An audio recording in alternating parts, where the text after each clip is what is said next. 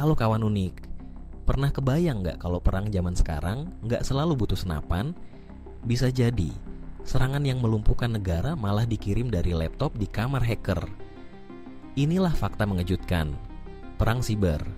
Diam-diam, para prajurit digital ini bisa membuat listrik padam, bandara lumpuh, sampai mematikan senjata canggih negara.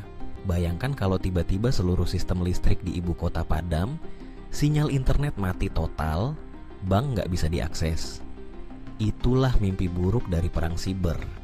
Siapa saja yang ada di balik serangan diam-diam ini? Dan seberapa bahayanya? Bagian 1. Awal mula perang siber. Perang siber sebenarnya sudah lama dimulai. Salah satu contoh terkenal adalah Stuxnet pada 2010.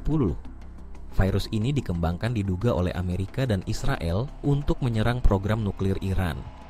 Bayangkan, hanya dengan baris kode, ribuan mesin sentrifugal Iran hancur, tanpa satu peluru pun ditembakkan.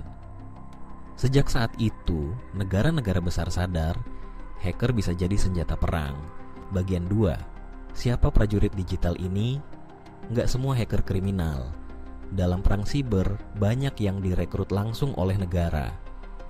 Korea Utara punya unit 121, pasukan hacker elit yang kabarnya pernah mencuri miliaran dolar melalui serangan ransomware.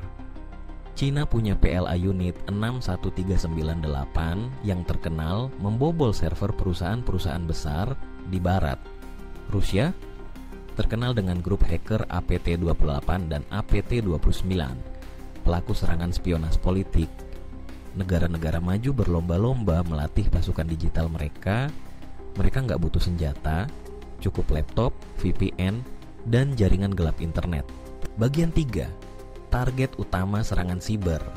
Serangan siber yang menyasar infrastruktur vital, ibarat mematikan nadi sebuah negara tanpa suara. Ketika listrik padam, transportasi lumpuh, atau air bersih tak mengalir, kehidupan masyarakat langsung terganggu. Bank yang diretas membuat masyarakat panik, sementara rumah sakit yang diserang bisa mengancam nyawa pasien.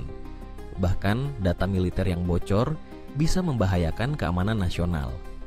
Inilah alasan mengapa proteksi digital menjadi prioritas utama, karena serangan siber berdampak nyata pada kehidupan sehari-hari kita semua. Bagian 4. Cara kerja serangan siber. Hacker elit biasanya menyusup pelan-pelan. Mereka masuk lewat email phishing, link palsu, atau software bajakan.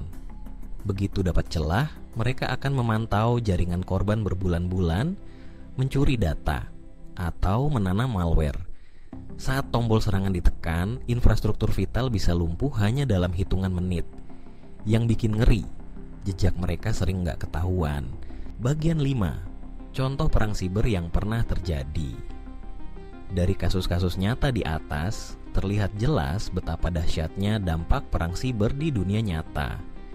Stuxnet mampu melumpuhkan program nuklir Iran hanya dengan baris kode, sementara NotPetya menyerang Ukraina namun akhirnya menimbulkan kerugian global miliaran dolar.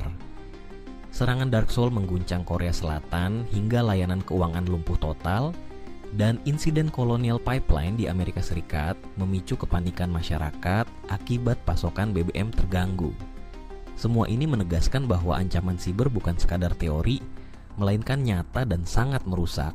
Bagian 6. Pertahanan siber negara. Negara-negara maju sekarang punya pusat pertahanan siber layaknya markas militer. Mereka rekrut ahli IT, kriptografer, hacker tobat, alias white hat hacker. Intelijen siber pun ditingkatkan. Indonesia sendiri punya BSSN, Badan Siber dan Sandi Negara. Tapi tantangannya masih besar. SDM, teknologi, dan regulasi harus saling mendukung. Bagian 7. Masa depan perang siber. Kedepan, perang cyber makin rumit karena teknologi AI, IoT, dan 5G. Bayangkan kalau smart city disusupi hacker, lampu lalu lintas, CCTV, pintu otomatis semua dikontrol jarak jauh. Belum lagi risiko deepfake. Video palsu bisa memicu kerusuhan tanpa senjata sungguhan.